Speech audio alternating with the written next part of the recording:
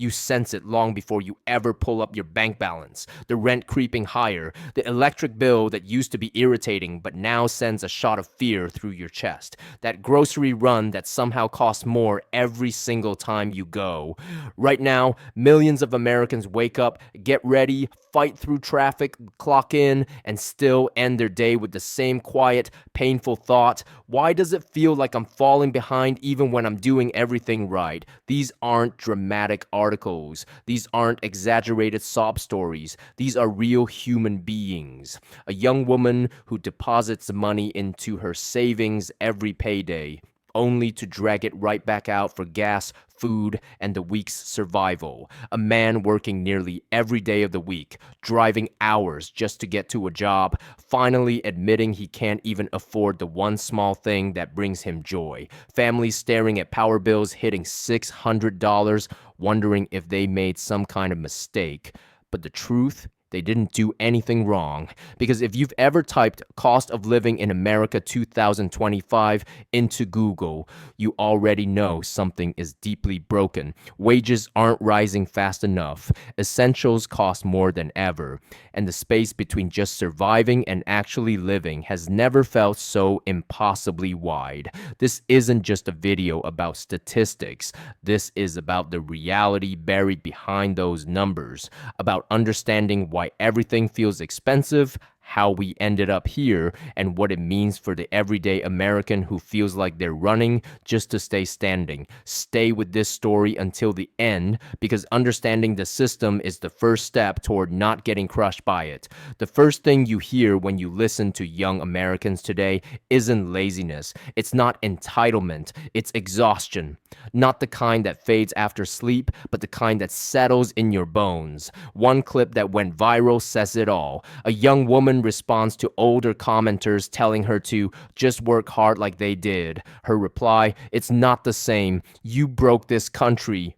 Behind the anger sits something deeper, the frustration of living in a world where the rules her parents live by no longer exist. And she's right about one thing: the economic landscape has completely changed. Would you agree that the American economy now demands more effort for less reward than it did a generation ago? For millions, the housing crisis isn't headlines or numbers. It's sitting in your car after a long shift, wondering how you'll make rent.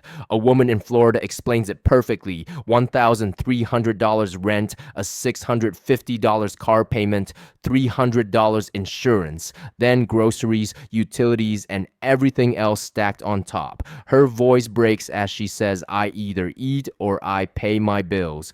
And even then, she has to choose which one will be late. That isn't irresponsibility. It's the cost of housing rising faster than the American paycheck. The numbers prove it. The median home price is around $410,000 to $420,000, nearly 6 times the median income. A ratio that was once 3 to 1 has doubled, turning home ownership into something that needs luck as much as hard work. Renting, once the cheaper alternative, isn't relief anymore. A typical one-bedroom sits near $1,500 nationwide, still 15% higher than before the pandemic. And in places like San Diego, New York, Boston, Miami, that same apartment easily hits $2,500 to $3,000. Housing hasn't cooled. It's just settled into a new expensive normal. Why? It's not one cause, it's a chain reaction. For years, America didn't build enough homes. Construction slowed after 2008 and never fully bounced back. Mortgage rates jumped to 6 and 7%, shutting out first-time buyers. Investors, small and massive, bought up tens of thousands of homes and turned them into rentals. Insurance costs in states like Florida and Texas exploded due to climate risks, pushing ownership even further out of reach. When housing is scarce and expensive, prices don't drop. Families compete, and competition drives everything higher. The impact is generational. First-time buyers are now in their mid-30s, the oldest ever recorded. Renting has become permanent for many. Without home equity, the wealth gap widens. People aren't stuck because they don't work hard. They're stuck because the doors to stability have price tags they can't reach. But even when someone manages to get a roof over their head, the story doesn't get easier because once you have the keys, a whole new list of bills arrives, bills that hit harder than the rent itself. For many, the real shock isn't the mortgage, it's everything wrapped around it, the unavoidable costs, the ones you don't notice until the envelope shows up and your stomach drops. One woman in Texas shared her electric bills during a brutal summer: $560 in June, $650 in July, and August projected to push her past $2,000 in just 3 months. And she wasn't living in luxury.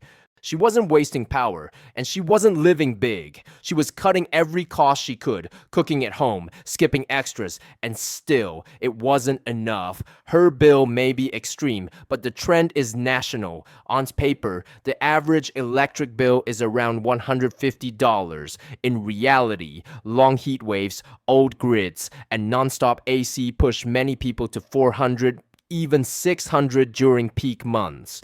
Water prices are climbing. Internet is now basically required. Car insurance has skyrocketed. Individually, each increase feels small. Together, they become a second rent. Then there's the cost of getting to work. One man described driving nearly 4 hours a day, 6 days a week, and realizing he no longer has time or money for anything he enjoys. And he's not wrong. Car payments show the same crisis. A new car averages over $700 a month, with many paying more than $1,000. Used cars aren't cheap either. Insurance, gas, maintenance, interest, transportation has become a massive financial drain. But the real issue isn't just price, it's necessity. Most Americans don't have reliable public transit. They can't skip owning a car like people in dense cities or other countries. Work is far. Remote jobs aren't available for millions, so the commute trap stays. You need a car to make money, but most of that money goes right back into the car. All of this creates a feeling many share silently, that life has turned into a list of unavoidable payments just to exist. Not luxuries, not upgrades, just survival.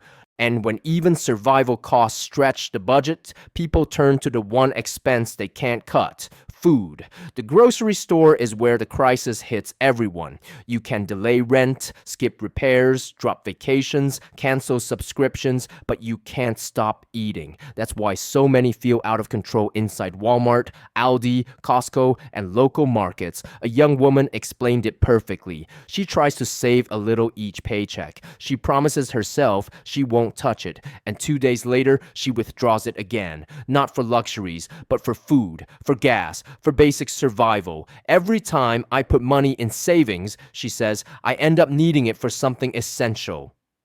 That isn't poor planning. That's the essentials becoming too expensive. Government food plans show the same truth. A single adult may spend anywhere from $300 to $400 a month, depending on city and diet. Food prices still rise 2 to 3% every year. Inflation slowed, but never reversed, meaning every paycheck buys less than last year, and access is shrinking too. In many low-income and rural areas, big grocery stores have closed or merged, leaving behind food deserts. In some neighborhoods, residents depend on convenience stores, dollar shops, or fast food chains because supermarkets are scarce. Fresh produce becomes costly and hard to find, while processed foods remain cheap. Families trying to stretch their budgets buy what they can afford, not what's healthy. The hidden cost shows up later: higher medical bills, low energy, and stress that accumulates with every tough decision. Parents ration meals, skip ingredients, or replace fresh items with shelf-stable options. Grocery shopping becomes anxiety, not nourishment. This struggle doesn't stop at the checkout. Bills, credit cards, and debt follow people home, creating a cycle of financial strain. Increasingly, Americans rely on credit just to survive. Paychecks can't keep up with basic living costs. One creator outlined her monthly expenses: rent, utilities, car, groceries, gas, and ask the question many quietly whisper, which can I skip this month? It's not mismanagement. It's a system where income no longer meets expenses. Credit cards act as a buffer, but with high costs. Total U.S. credit card debt surpassed $1.2 trillion last year, with interest rates over 22%. A $5,000 balance can balloon quickly if only minimum payments are made. Most people using credit aren't buying luxury, they're covering essentials: groceries, rent, utilities, or urgent repairs. Medical expenses make it worse. Even insured families face high deductibles, and ER visits, prescriptions, and specialist care can't wait. Bills arrive before paychecks, forcing reliance on credit. Over time, debt becomes normal, interest expected, and financial breathing room disappears. With wages stagnant and prices rising, debt is no longer optional, but it's a trap.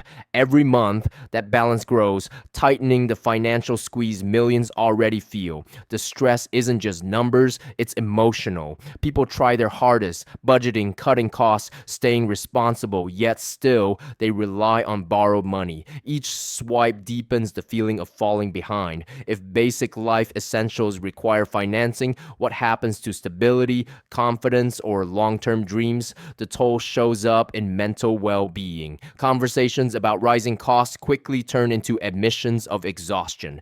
Fatigue sleep can't fix. People feel worn down by long hours, bills, and the unrelenting chase of progress. One person's routine captures it: 6 days at work, 4 hours driving, and no energy left for life's simple joys. This isn't unusual. Most Americans report daily financial stress, juggling rent, bills, debt, and the pressure to keep up.